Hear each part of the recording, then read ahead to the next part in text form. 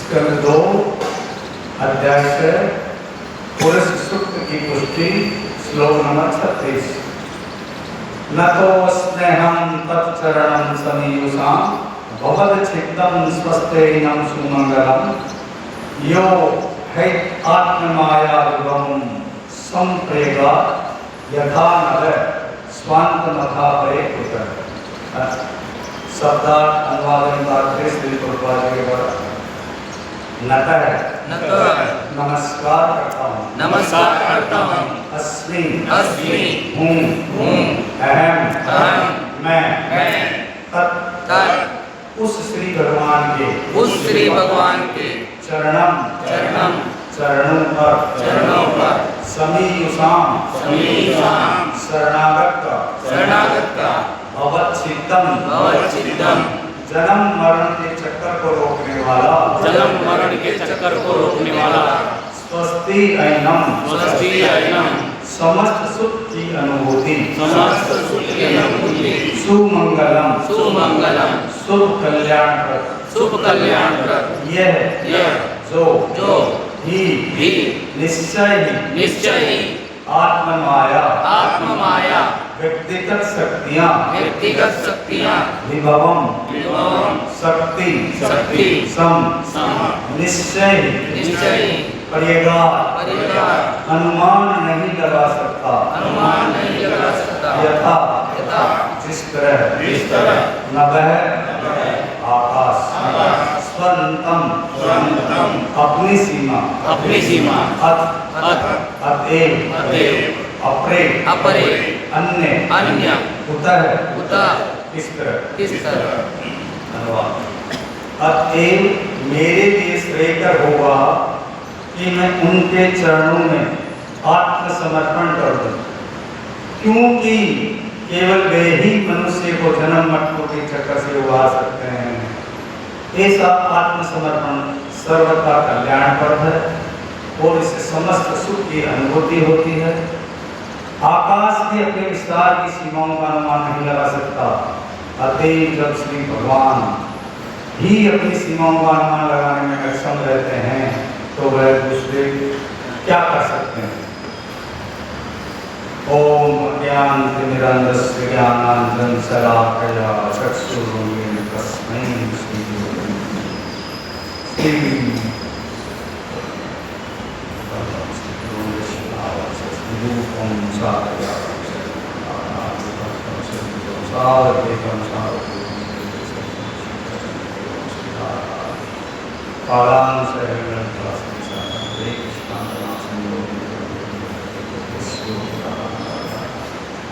भक्त कांचन गौरांगी राधे वृंदावन श्री कृष्ण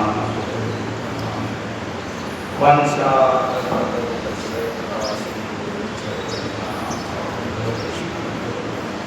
श्री कृष्ण चैतन्य प्रभु नित्यानंद हरे कृष्णा कृष्णा कृष्णा हरे हरे हरे राम राम राम हरे हरे। सभी भक्तों का स्वागत है नित्यम भागवतम क्लास में और सभी भक्तों से मैं आशीर्वचन की याचना करता हूँ कि आशीर्वाद दीजिए जिससे हम लोग आपस में सब मिलकर के समझ सकें। तो बहुत ही अद्भुत श्लोक है ये जो श्रृंखला चल रही है पिता और पुत्र की गुरु और शिष्य की, बहुत सुंदर। ब्रह्मा जी और नारद जी पिता पुत्र हैं। तो पिछले श्लोक में हमने देखा कि वो वैदिक ज्ञान में दक्ष हैं, तपोमय हैं और योग शक्ति में आत्म साक्षात्कार करने में वो निपुण हैं। और ये बोल रहे हैं कि मेरे उद्गम वही हैं, वहीं से मैं निकला हूँ उनके नाभि कमल से, फिर भी मैं उनको नहीं जान पाता। तो फिर हम लोग तो क्या समझेंगे भगवान।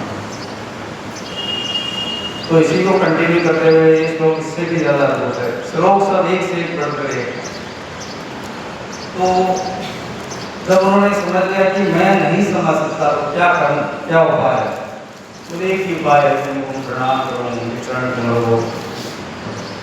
तो यही इसमें बना रहे हैं, बता रहे हैं नतः अस्मि अहम, कि मैं उन श्री भगवान के चरण कमलों को प्रणाम करता हूँ। क्यों कर रहे हैं? उन्हें चरण कमलों में ऐसा क्या है? तो बोलते हैं भगवत छिदम, वो जन्म मरण के चक्कर को काटने वाले हैं। जो हम जो 84 के चक्कर में पड़े हुए हैं, जो भवसागर में पड़े हुए हैं, जन्म मृत्यु के सागर में पड़े हुए हैं, भगवान श्री कृष्ण के चरण कमल ही एक ऐसी नाव है जिस पे बैठ करके, इसके शरणागत होकर के हम इस भवसागर से पार नहीं कर सकते।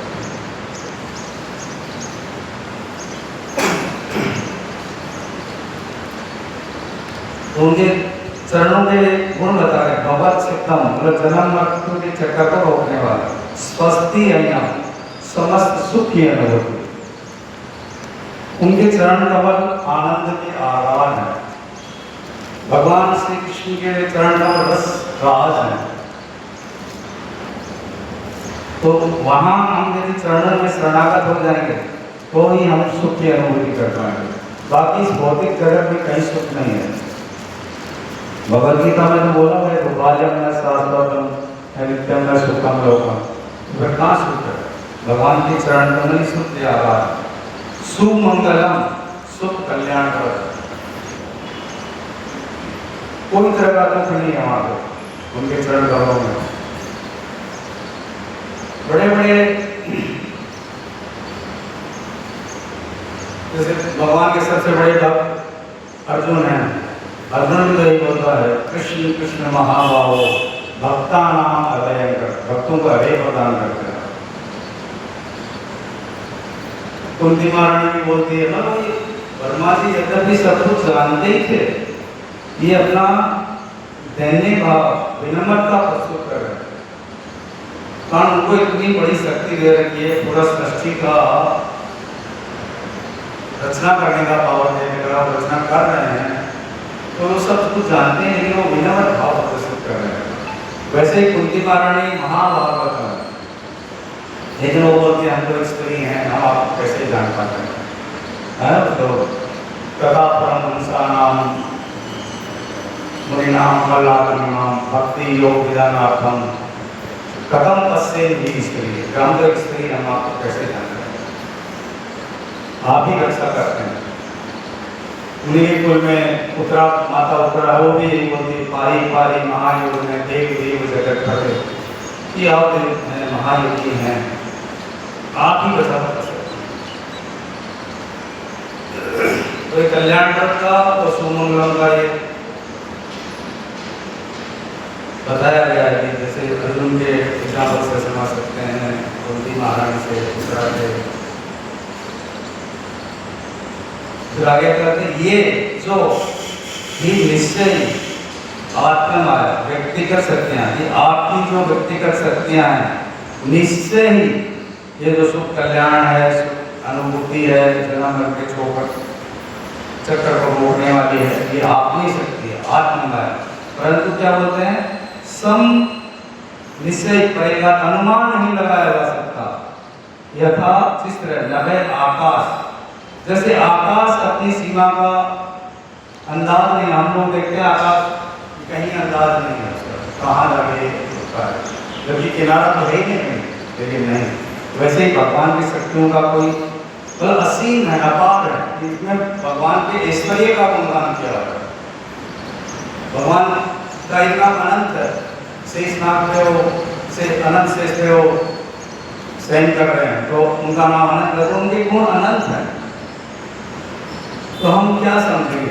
हमें जो भगवत गीता भागवतम जो दी हुई है, हमें समझने की 18 पुस्तक कौन पढ़ेगा, लेकिन हमें भी ध्यान में रहे कि अनंत है।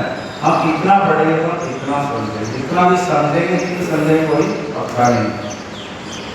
इसमें यही बताया है। इसलिए फिर वो क्या बोलते करते हैं, मेरे लिए यही श्रेय कर होगा कि मैं आपके चरणों की कमलों की शरण में आ गए। भगवत गीता में भगवान बोलते हैं, सर्वधर्मान परित्यज्य मामेकं शरणं, कि सब कुछ छोड़ करके मेरे शरण। जैसे भगवद गीता की में भी भगवान एक और भी बोलते हैं, श्री भगवान वाच मया सक्त मना पाठ है योगम निंदन परस, मेरे आश्रय में आए।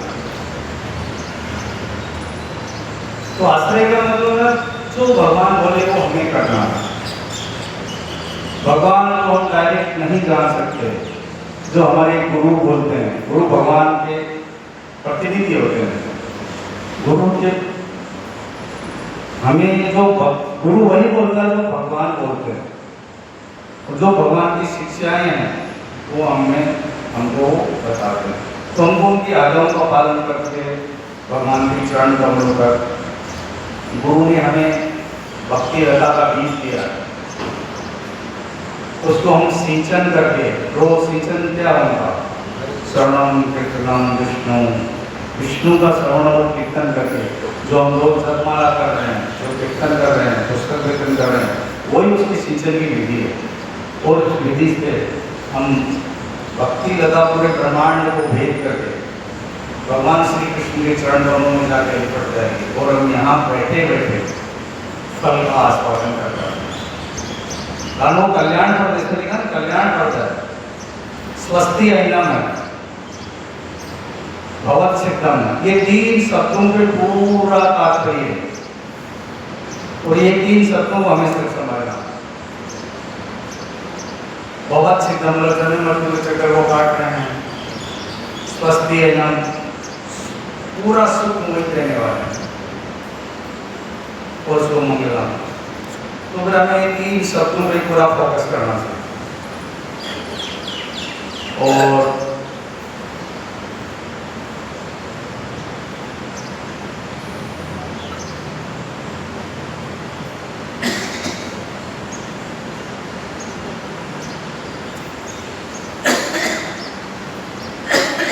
पूरे श्लोक में ये लिखा हुआ है कि समस्त चराचर जगत भगवान की शक्ति से उत्पन्न है, और उन्हीं पे आश्रित है, और अंततः उन्हीं में मिल जाता है।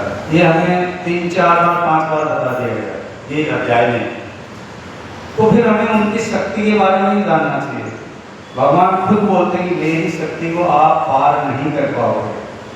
देवी है श्या गुणमयी मम माया धुरत है, ये बहुत ही धुरत है, इसको पार नहीं कर पाओगे। मेरे शरणागत हो जाओ तो ही आप पार कर पाओगे। तो भगवान शरणागत होने वाला, उनकी शक्ति संपूर्ण ब्रह्मांड में व्याप्त है। भगवान खुद बोलते हैं कि मया तत्विदं जगत अव्यक्त मूर्ति नाम स्थानी सर्वभूतानि, चारों तरफ अव्यक्त रूप में मैं फैला हूँ, लेकिन आप इसको नहीं समझ पाओगे। तो इसके समझने के लिए हमें भगवान के चरणों में आश्रय लेना है, भगवान के चरण कमलों में शरणागत होना। श्रीधर स्वामी जी टीका पढ़ते हैं।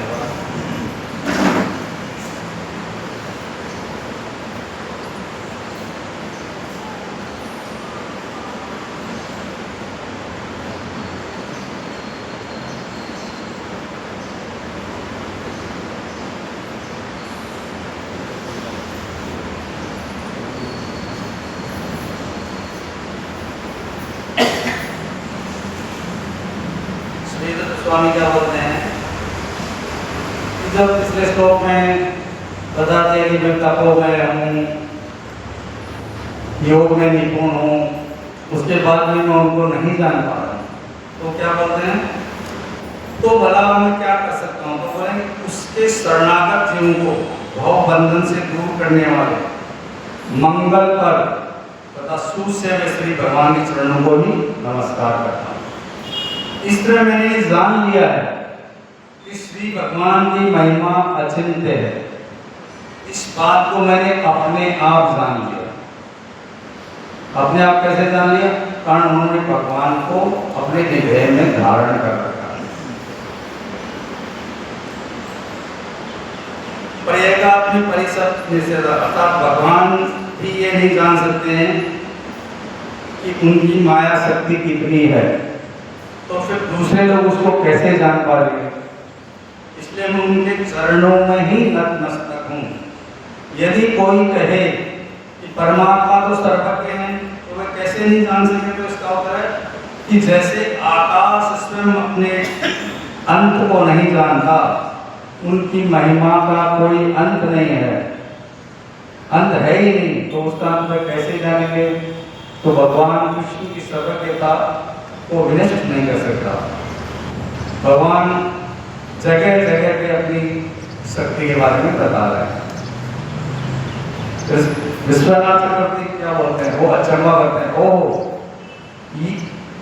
ये पूर्व वर्णित अनुभव ही मूर्ख जब भगवत तथ्य कहते हैं तो पूर्णतः नहीं जान सकते। मैं भगवान के चरणों में प्रणाम करता हूँ जो सभी युषाम अर्थात शरण में गए हुए भक्तों के लिए, जो इसमें यही बताया हुआ है कि भगवान के चरणों में प्रणाम करने का क्या मतलब है, मतलब क्या बेनिफिट्स क्या है, फायदे क्या है। तो बोलते हैं शरण में गए हुए भक्तों के लिए भवच्छिद्दम अर्थात संसार दुख का नाश कर देते हैं। यद्यपि ये भक्तों के लिए अनिश्चित फल है, बाकी भगवान के भक्ति चाहते नहीं है, वो तो कोई फल के बिना ही करते हैं ना, निष्काम भक्त होते हैं। तो तथा वे चरण स्वयं स्वस्थयन अर्थात सब प्रेम सुखदायक अर्थात प्रेमानंद के प्रदाता है। ऐसी इच्छा करके भक्त उनके चरणों में चाहता नहीं है, लेकिन उनके चरण कमलों का स्वभाव ही है।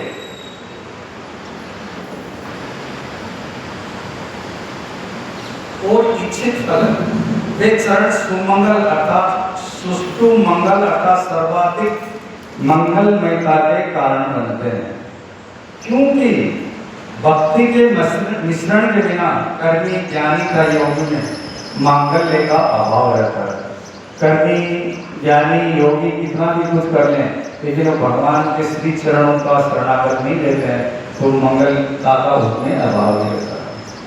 भक्ति को सर्वोपरि बताया है, अर्थात उन्हें उनकी साधना का कोई फल प्राप्त नहीं होता, ये भाव है।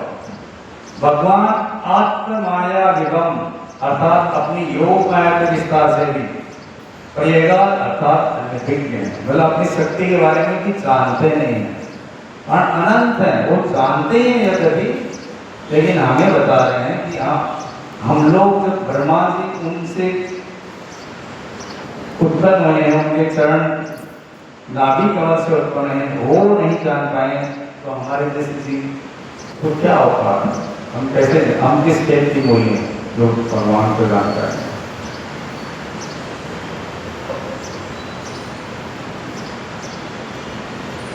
उन भगवान के चरणों में नमस्कार करके उनकी अचिंत्य महिमा के गुणों के द्वारा मैं उनको किंचित मात्र जान सकती हूँ, थोड़ा बहुत जान सकता हूँ। थोड़ा बहुत तो हम जान ही रहे हैं, हमारे में ऐसा हुआ ही ना, कोई 5 बजे उठता था, कोई 10 बजे उठता था, कई लोग तो 12-12 बजे उठते थे, वो जल्दी उठने लगे, कोई ताश पत्ती खेलता था, कोई मावा गुटखा खाता था, वो सब छोड़े हैं ना। भगवान की कृपा है, भगवान की नाम की, हरि के नाम की हम जपमाला कर रहे हैं, उसी का असर है और हमें उसमें आनंद आ रहा है। ये सबूत है, कारण हम रोज उठ रहे हैं, रोज हम यहाँ आ रहे हैं, रोज भागवतम क्लास सुन रहे हैं, तो हमारे में लालसा है कि हम जाएं सुने, इसका मतलब भगवान की कृपा है ना। भगवान की कृपा के बिना एक पत्ता भी नहीं होता है। भगवान भगवत गीता में खुद बोलते हैं, मया कृष्ण प्रकृति सुते से चराचरम हेतु नाम कौनते जगत की पर्वत। इस जगत में भले वो चल हो अचल हो, कुछ भी संभव नहीं है भगवान की वजह में। तो जो हम रोज क्लास में आ रहे हैं, वो हमारी जो थोड़ी बहुत श्रद्धा भगवान में, उसी का परिणाम है।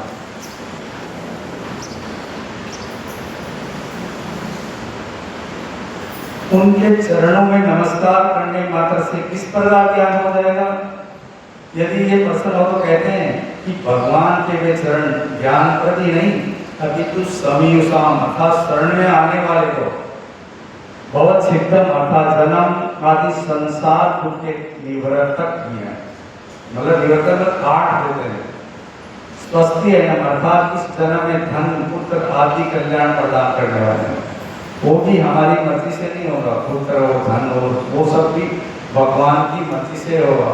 कली प्रभु ने सब फिक्स्ड है, किसको क्या मिलने वाला है वो उनकी कृपा से ही मिलने वाला है। हम कितने भी ऊपर से नीचे हो जाओ नहीं होने वाला।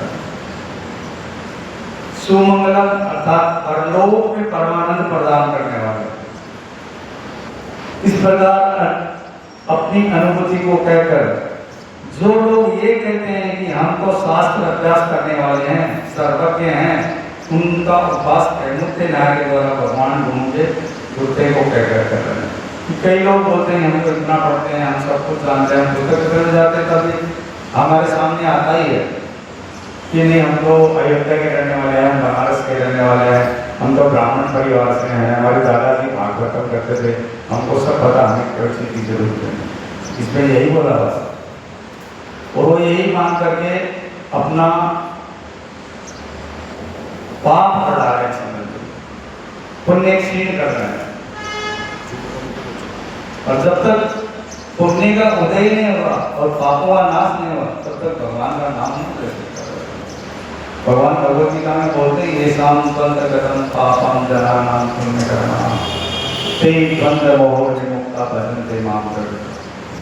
जिनके पापों का नाश नहीं होता, पुण्य का उदय नहीं होता तब तक भगवान के, और इसमें उसका तरीका बताया था, भगवान के चरण कमल सब कुछ नाश करते हैं। इतनी सरल विधि हमें दे दी गई है, तो हमें सिर्फ यही करना चाहिए। रोज आते हैं, प्रणाम करना चाहिए, गुरु को प्रणाम करना चाहिए। हम जो भक्त हैं आपस में, सबको आपस में एक दूसरे को प्रणाम करना चाहिए, मित्रवत व्यवहार करना चाहिए, करुणा का भाव होना चाहिए। कोई क्लास मतलब कैसे कर सकते, कोई क्लास में नहीं आ रहा उसको क्लास के लिए निमंत्रण दीजिए, बुलाइए, किसी के घर पे जाइए, कोई तकलीफ है आपको, क्यों नहीं आ रहे हैं आप क्लास में, आप आइए, इतनी सुंदर क्लास होती है, वो भी हमारे पुण्य में लिखा जाएगा। वहाँ पर सबके अलग अलग अकाउंट मेंटेन हो रहे हैं।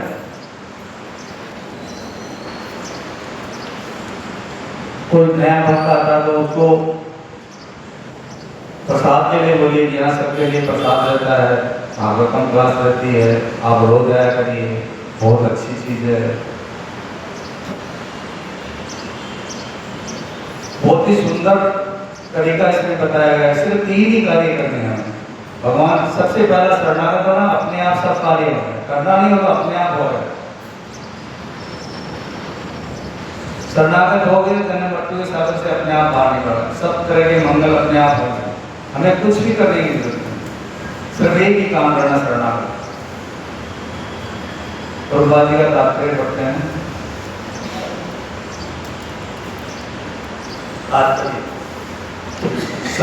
सभी जीवों में सर्वाधिक विद्वान, सर्वोच्च यज्ञकर्ता, सर्वोच्च तपस्वी तथा सर्वोच्च स्वरूप सिद्धि योगी।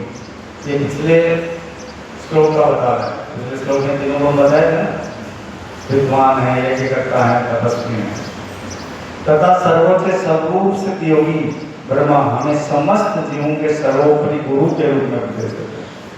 ये सबके गुरु है, पूरा जगत उनका बनाया हुआ है, तो सबके गुरु के रूप में हमें उपदेश देते हैं कि समस्त सफलता प्राप्त करने के लिए, यहाँ तक कि भौतिक जीवन के कष्टों से मुक्ति पाने तथा सर्वथा कल्याणमय आध्यात्मिक जीवन के लिए भी हमें श्री भगवान के चरण कमलों में आत्मसमर्पण करना ही चाहिए। करना चाहिए नहीं, करना ही चाहिए, इधर जोर दिया। बाकी सब काम अपने आप हो रहे हैं। सर्वथा कल्याणमय आध्यात्मिक जीवन में प्रगति, भौतिक जीवन के कष्टों से मुक्ति। तो कष्ट में हम लोग सब हैं, कौन नहीं है कष्टों में? किसी को आर्थिक है, किसी को सामाजिक है, किसी को पारिवारिक है, किसी को बच्चों का है, किसी को पत्नी का है, किसी को पति का है। दुख में सब है, कहीं न कहीं कांटा चुभता रहता है। देखिए, जब पाँव की एड़ी में कांटा चुभा हुआ रहता है ना, तो आप चल के देखो, वहाँ पेट तक नहीं जा पाओगे, और इतनी तकलीफ होगी, और वही कांटा निकल जाने के बाद आप 10 किलोमीटर 20 किलोमीटर आराम से जा सकते हो। तो वही ये जो दुख का कांटा है ना, ये हमें निकालना पड़ेगा। और उसका तरीका क्या है? भगवान के चरण कमलों में शरणागत हो। एक ही तरीके सब कांटे अपने आप निकल रहे हैं, एक तीर में सब निशाने और हैं।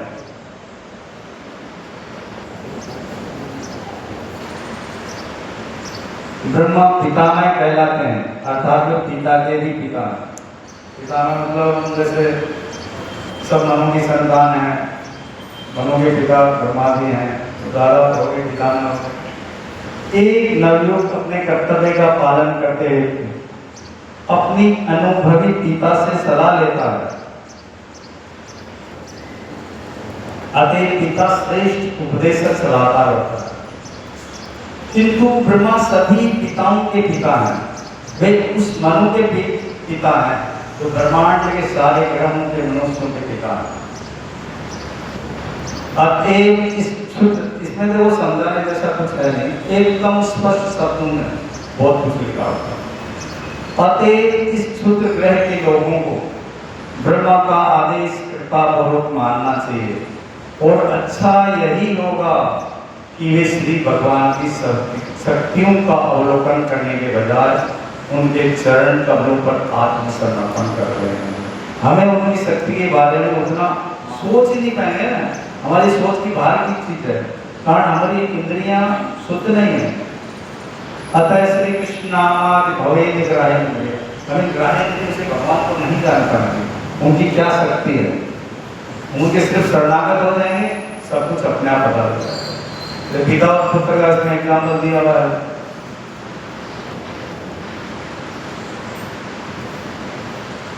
उनकी शक्तियां असीम है, जैसे कि वेदों द्वारा पुष्टि की गई है। पराशय शक्ति विधि स्वभाव की ज्ञान क्रिया है, श्वेता सब उपनिषद। वे सबसे महान हैं और अन्य सब, यहाँ तक समस्त जीवों में श्रेष्ठ। ब्रह्मा भी स्वीकार करते हैं कि हमारे लिए सर्वोत्तम यही होगा कि उनकी शरण ग्रहण की जाए। हर 5वीं लाइन बाद में एक ही चीज आ रही है, शरण ग्रहण की जाए। और मैं भी बार बार यही बोल रहा हूँ, तो आप लोग एक ही चीज बोले जा रहा है, एक ही चीज बोले जा रहा है, लेकिन इसमें लिखा हुआ यही है।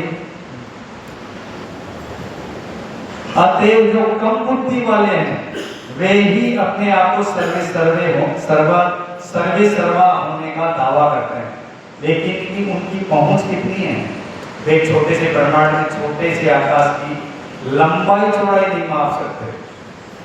बोलते कम बुद्धि वाले लोग इन बातों पे भरोसा नहीं करते, लेकिन उनकी क्या कुछ नहीं, कुछ जीव है। बताया ना हमारे थोड़े दिन पहले कि हम तो राई के दाने के बराबर भी नहीं, ये ब्रह्मांड है राई के दाने के बराबर, तो हमारी तो क्या फिर उसमें है।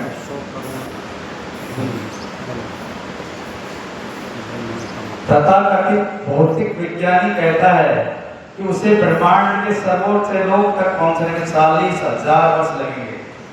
यदि वह ये यात्रा अंतरिक्ष यान से करे तो ये भी काल्पनिक आदर्श है, क्योंकि कोई भी व्यक्ति 40,000 वर्ष तक जीवित नहीं रह सकता। 40 वर्ष में लुढ़क जाते हैं तो 40,000 वर्ष कहाँ। इसके अतिरिक्त जब अंतरिक्ष यात्री वापस लौटेगा तो जैसा कि आज के मोहग्रस्त विज्ञानियों में फैशन बन चुका है, इस सर्वश्रेष्ठ अंतरिक्ष यात्री के रूप में उसका स्वागत करने के लिए कोई नहीं होगा, कारण हमारी इतनी आयु ही नहीं है। 100 साल का हमें डिस्काउंट दिया हुआ है सर, 100 साल, वो भी हम उस तक पहुंच नहीं पाते। हम बाहर की गाड़ी का खाना पीना ये वो सब करके हमारी उम्र को घटा रहे हैं।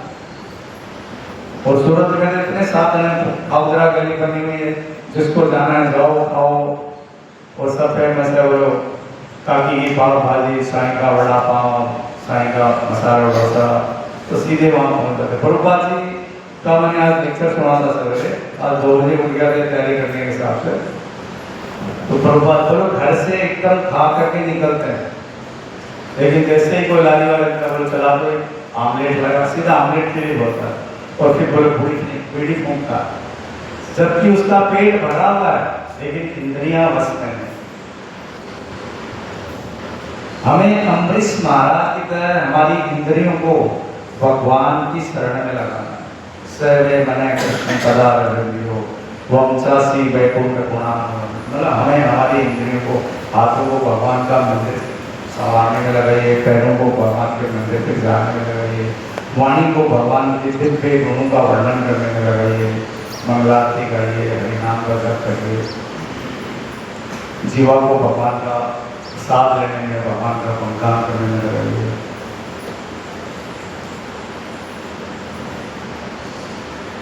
एक विज्ञानी जो ईश्वर में विश्वास नहीं करता, वह अपने भौतिक जीवन की योजनाएं बनाने के लिए अत्यंत उत्सुक था। अतः उसने जीवित व्यक्तियों को बचाने के लिए एक बहुत बड़ा अस्पताल खोला, किंतु अस्पताल खोलने के 6 मास के भीतर ये स्वयं मर गया। तो फिर किसको बचाएगा? खुद ही मर गया, किसको बचाएगा? हमारे रिश्तेदार हैं दूर के, उन्होंने बहुत सुंदर मकान बनाया था, बहुत खर्चा किया जयपुर में। वो जिस दिन मकान का मुहूर्त था उस दिन वो मर गए, जिस दिन मकान का मुहूर्त था उसी दिन मर। तो हमारी योजनाएं कहीं चलने वाली नहीं है, भगवान की योजना ही चलेगी। इसमें यही बता कि इतना बड़ा अस्पताल खोला लेकिन 6 महीने के अंदर वो स्वयं मर गया, दूसरे को क्या बचाया? खुद का ठिकाना नहीं। अतः मनुष्य को चाहिए कि 84 लाख योनियों के शरीर के बारंबार बदलने के पश्चात प्राप्त हुए अपने उस मनुष्य जीवन को आर्थिक उन्नति तथा वैज्ञानिक ज्ञान के विकास के नाम पर कृत्रिम आवश्यकताएं बढ़ाकर मन गढ़ंत भौतिक जीवन सुख के लिए व्यर्थ है। प्रस्तुत जीवन के समस्त दुखों को हल करने के लिए श्री भगवान के चरणों की शरण करें। वापस एक चीज आ गई, मतलब इसका सिर्फ एक ही सार है कि भगवान के चरण कमल ही सब कुछ है।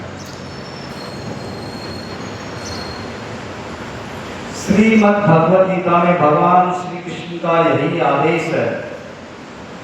भगवद गीता का आदेश है सर्वधर्मान परित्यज्य, और श्रीमद् भागवतम में समस्त जीवों के सर्वोपरि पिता ब्रह्मा का भी यही आदेश है।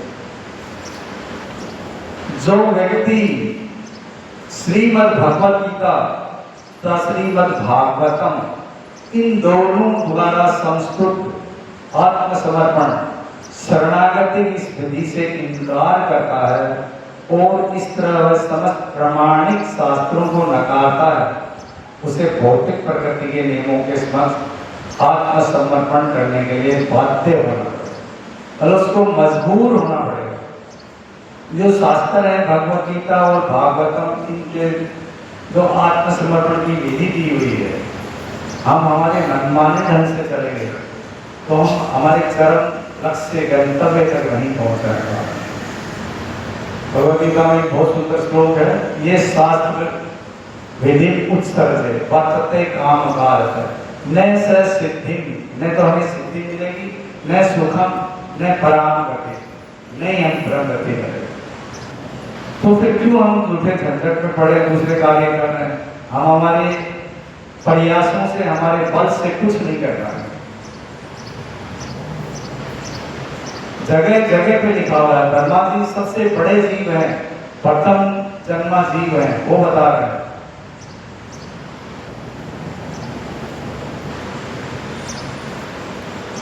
अपनी वैधानिक स्थिति के अनुसार जीव स्वतंत्र नहीं है, उसे आत्मसमर्पण तो करना ही पड़ेगा, या तो श्री भगवान को या भौतिक प्रकृति को। समर्पण तो होना ही है। भौतिक प्रकृति भी श्री भगवान से स्वतंत्र नहीं है। प्रकृति को हम कर देंगे तो वो भी स्वतंत्र नहीं है, वो भी भगवान की शक्ति है और उनकी अध्यक्षता में कार्य कर रही है। क्योंकि स्वयं श्री भगवान ने प्रकृति को मम माया अर्थात मेरी माया, श्रीमद् भगवद गीता 7:14 में बताया।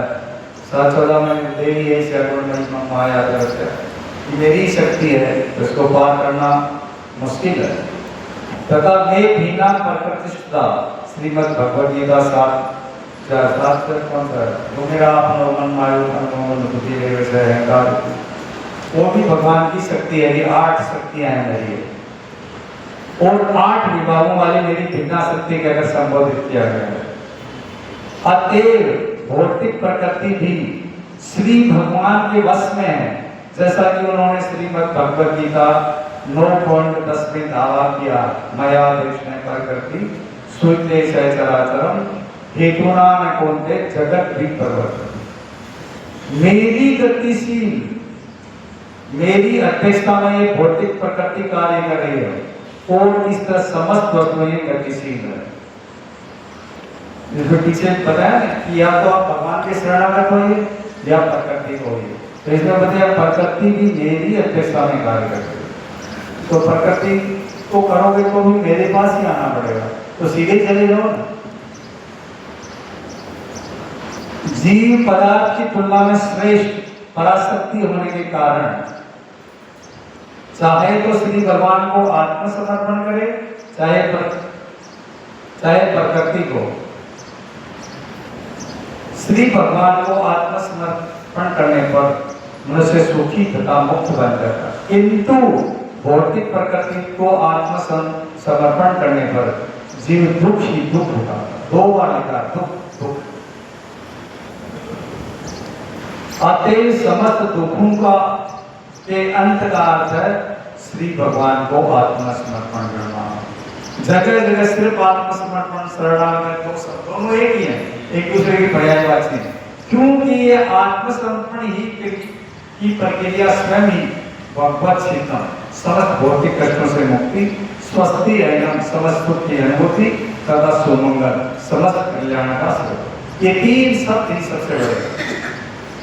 हम भगवान के शरणागत होंगे तो 3 शब्दों का इनका जो सुख है, कल्याण है, भौतिक जगह से बाहर निकलने का रास्ता है, सब देगा। शरणागत ये ही चीज है। अतएव श्री भगवान को आत्मसमर्पण करके ही स्वतंत्रता, सुख तथा सौभाग्य की प्राप्ति की जा सकती है। क्योंकि ये पूर्ण स्वतंत्रता, पूर्ण सुखमयता तथा पूर्ण कल्याणमयता, ये जो तीनों क्वालिटी है भगवान के चरणों में ही है, वो उनके आधार है। ऐसी मुक्ति तथा सुख असीम भी होते हैं, और इनकी तुलना आकाश से की गई है। असीम मतलब इसकी कोई सीमा नहीं होती। जैसे आकाश का एग्जाम्पल दिया, जहां तक हमारी नजर जाएगी वहां तक आकाश ही आकाश दिखेगा, तो उसका किनारा छोर हमें दिखाई नहीं देता। यद्यपि आकाश से भी बढ़कर है, हम अपनी वर्तमान स्थिति में इस विशालता को आकाश की तुलना द्वारा समझ सकते हैं। हम आकाश को मापने में असमर्थ हैं, किंतु श्री भगवान के सानिध्य से जो सुख तथा मुक्ति प्राप्त होती है वह आकाश की तुलना में बेहतर बहुत बड़ी, कहीं ज्यादा होना। ये आध्यात्मिक सुख इतना विशाल है कि स्वयं श्री भगवान भी इसे नहीं माप पाते। तो भगवान ही नहीं माप पाते हैं, ब्रह्मा जी नहीं माप पा रहे हैं, तो हम कैसे माप पाएंगे? तो जो हमें सबसे सरल साधन बताया शरणागत, वो हो जाए, सब कुछ अपने आप प्राप्त हो गया। दूसरों की तो बात ही नहीं है। शास्त्रों में कहा गया ब्रह्म सौख्यम व अनंतम, आध्यात्मिक आनंद असीम है। यहाँ पर ये कहा गया है, इसलिए भगवान भी ऐसे सुख को नहीं माप पाते, किंतु इसका ये नहीं है कि चूंकि भगवान इसे माप नहीं सकते, और तो सर्व ज्ञाता है, सब कुछ जानते हैं, अतएव वे इस दिशा में अपूर्ण है। वास्तविक स्थिति यह है कि श्री भगवान इसे माप सकते हैं, लेकिन श्री भगवान में जो सुख है वह ब्रह्म ज्ञान के कारण श्री भगवान से अभिन्न भी है। भगवान का सुख है ना, वो भगवान से अभिन्न, मतलब भगवान को कोई फर्क नहीं। भगवान के गुण, नाम, रूप, लीला सब समान है, अभिन्न है। अतएव श्री भगवान से प्राप्त होने वाला सुख श्री भगवान द्वारा मापा जा सकता है, लेकिन ये सुख पुनः बढ़ जाता है और भगवान इसे फिर से मापते हैं तो वापस बढ़ जाता है। मतलब बताया ना मैं, जो आनंद बुद्धि वर्धन, मतलब आनंद बढ़ता ही जाता बढ़ता ही जाता बढ़ता है। आनंद का सागर है भगवान, आनंद के आधार है।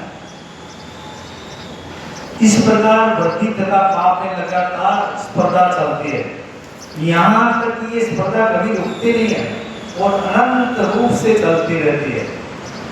मतलब चलती रहती है, कंपटीशन होता रहता है कि ये सुख मिला ये सुख मिला, लेकिन सुख आगे से आगे बढ़ता ही जाता है। तो फिर आदमी को जैसे सुख मिलना चालू होता है तो चरण कमलों को एकदम मजबूती से पकड़ लेता है, छोड़ता ही नहीं।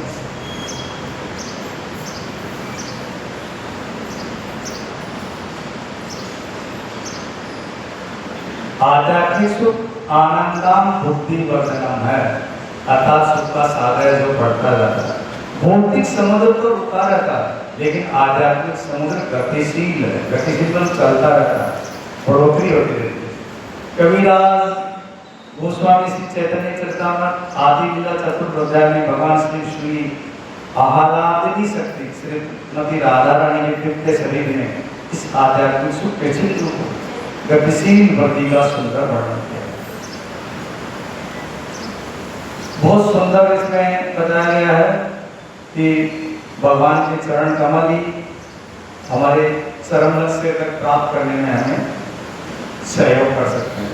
उस शरणागति का, भगवान के चरणों का बहुत सुंदर भजन है। तो अभी टाइम है, भजन हम बोल लेते हैं, तो मैं इसका हिंदी में अनुवाद कर देता हूँ, फिर नंदेश्वर जी आप बोल लीजिएगा भजन।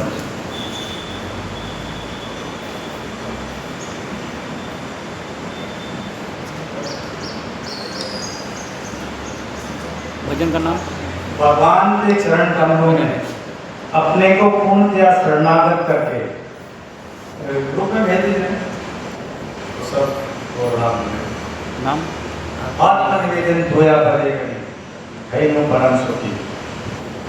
निकाल दीजिए मोबाइल, भेज दो सबको। शरणागति पे बहुत सुंदर भजन है, तो ये प्रतिविनोद ठाकुर का है।